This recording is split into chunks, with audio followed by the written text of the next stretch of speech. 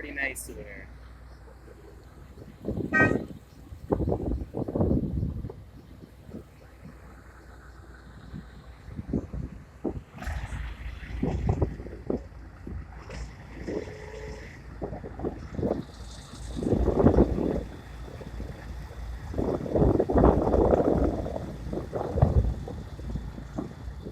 Small town, but some good people here.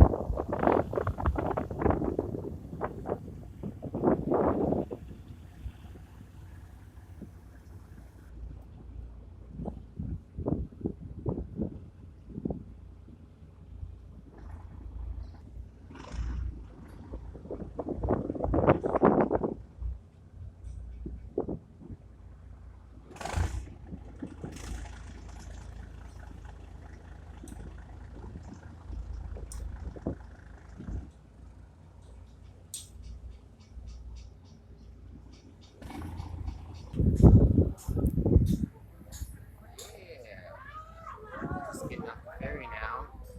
The ferry's pretty big here, I would say. Let's see it right here.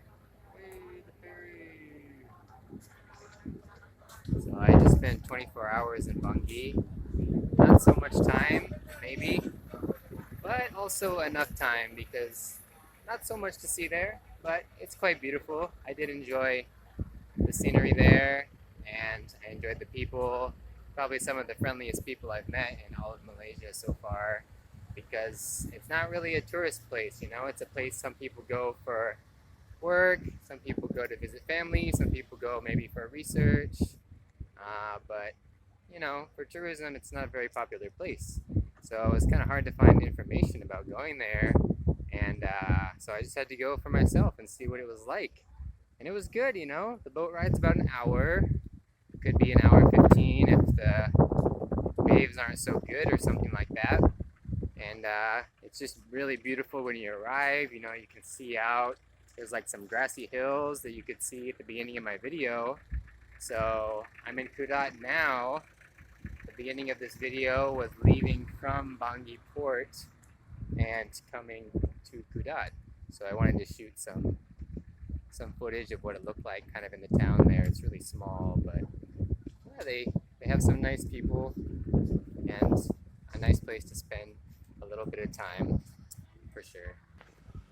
So here's the sign at the Banggi Express where you get your tickets, the ticketing office.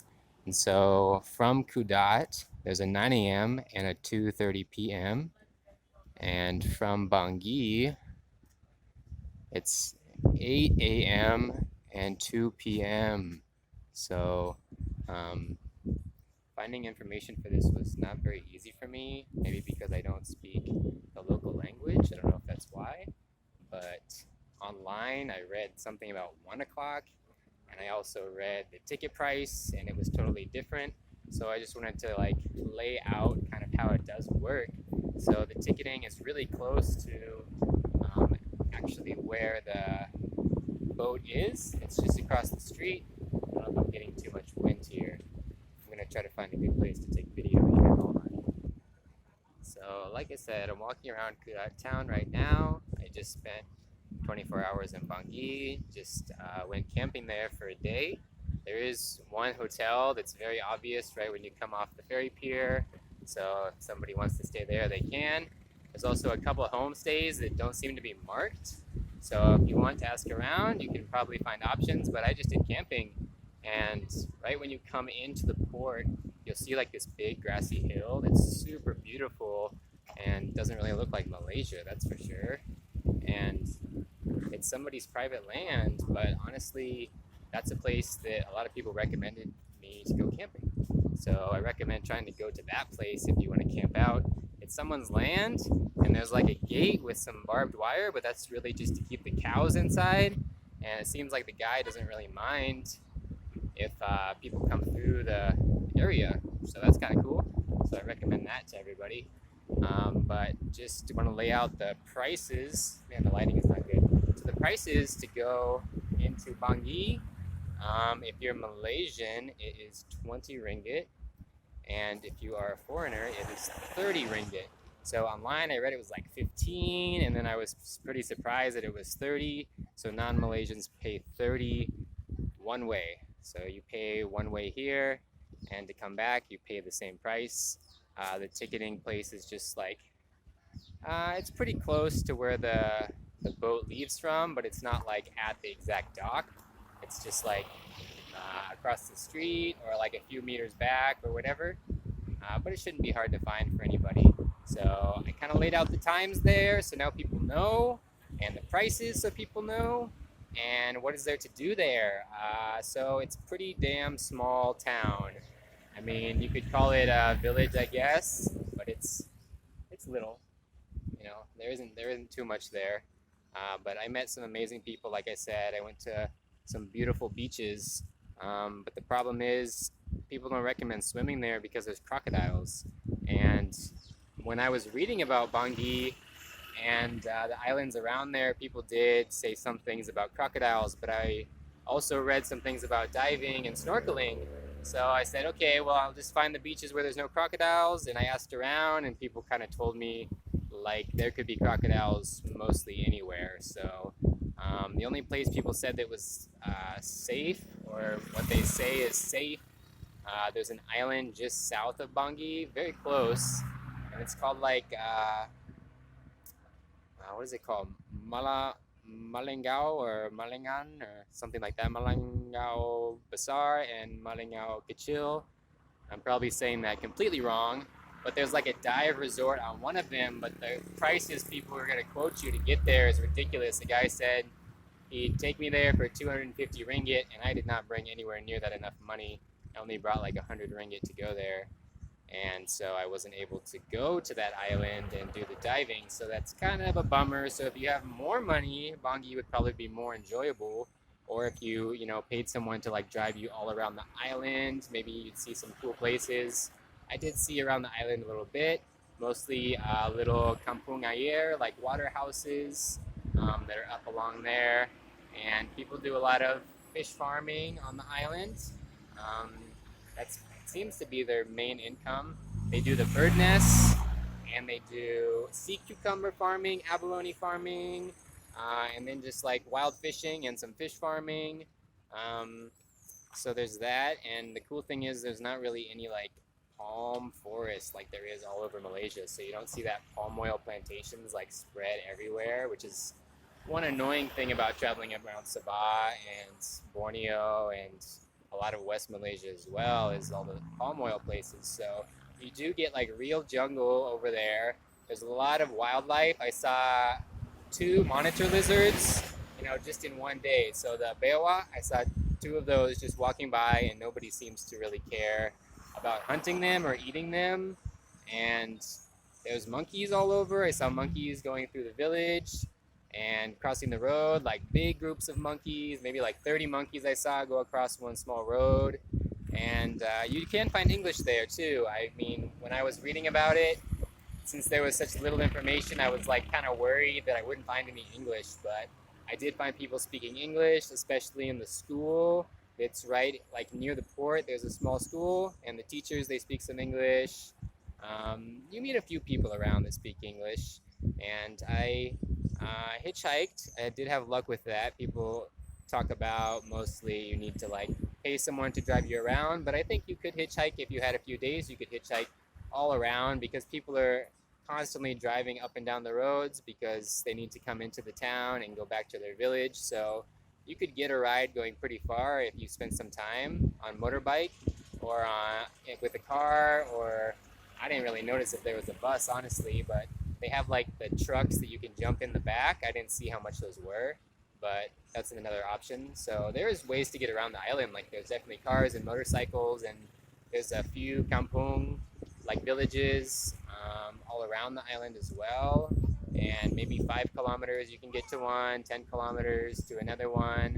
So yeah, you can get around and with hitchhiking, and there's endless places for camping, that's for sure. I mean, it's so undeveloped over there. I definitely recommend that. It's warm, like everywhere in Malaysia. But yeah, it's a good spot to check out. After just a day, I felt like I didn't have too much to see. And since I didn't have so much money, I wasn't able to go to that diving island. And everyone didn't recommend me swimming around Banggi at all because there's crocodiles, and I don't feel so safe about that. Maybe it would be fine, and maybe you'd be lucky to not have crocodiles, but it's just not worth the risk for me. Also, food is not very accessible there. That's kind of annoying. There's a few small shops, but it seems like most everything's closing like 6 p.m. So just be aware of that. I think that information's online. After 6, there's a couple places open. I saw like a burger stand open. I think it was open till 8, possibly. I didn't see it close, but someone told me there's food till 8. So that might be true. Fresh water, also super annoying. They have one of those like filtering machines, but it's just like smashed up and broken. So there are some places with running water, but a lot of places don't have fresh water. Like I went to the restaurant and asked if I could just like wash my face, and they didn't have like fresh water. They just brought it in like gallon or liter jugs and just washed their dishes with that. And then I went to the police department, and they also didn't have water, and I was really surprised. So I just washed my face at the mosque, at the masjid, and that was fine. Nobody questioned me. And also at the hotel, they have some water there. People are friendly there, and a couple people spoke English. In the school, there's some water. But it seemed like it was just a little bit scarce in some places. They don't have they don't have the infrastructure quite yet. So they're using rainwater, so it's clean. I mean, it's not like contaminated water, I would say. I mean, I did filter the water, but I think it's pretty good. So yeah, there's limited amounts of food, the times of food, water's kind of iffy, transportation, you can get around, people are moving around. So yeah, I don't know what other information I should provide, but I mean, I enjoyed my time there. It was a short amount of time, but I feel like I saw what I wanted to see, and it's really beautiful. There's some nice beaches around there. You want to get away and not deal with anybody, it's a good place to go. But yeah, well, thanks for watching. I hope this information is super helpful because I couldn't find very much information about Banggi when I wanted to go. So that's why I'm making this video. So hopefully it'll help you if you decide to go. And feel free to comment or send me a message or whatever, and I'll tell you all about my experience around Sabah or in Banggi Island, and I can guide you to some awesome places. I have no problem doing that. So comment, like the video, whatever, subscribe. I'm going to be always posting more videos about traveling to far off places that not many people really go to. So that's kind of my thing. But yeah, thanks for watching, guys. Hope you can visit Banggi and especially Sabah because it's super beautiful. And yeah, makasih.